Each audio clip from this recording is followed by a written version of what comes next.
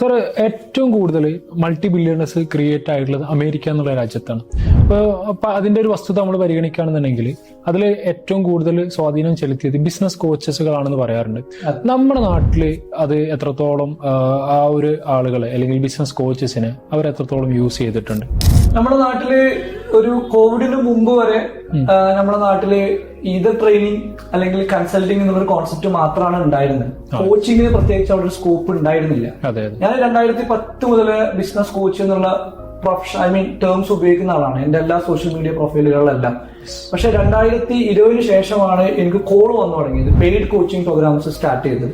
അതിനുള്ള കാരണം എന്താ വെച്ചാൽ കോവിഡ് വലിയൊരു ചേഞ്ചസ്, ഒരു വലിയൊരു ട്രാൻസ്ഫോർമേഷൻ നമ്മുടെ ബിസിനസ് കമ്മ്യൂണിറ്റിയിൽ കൊണ്ടുവന്നു എന്നുള്ളതാണ്. ഇപ്പോ ആളുകൾക്ക് എന്ത് ചെയ്തിട്ടുണ്ട്, ഇപ്പൊ ആളുകൾ അത് മനസ്സിലാക്കിയിട്ടുണ്ട്.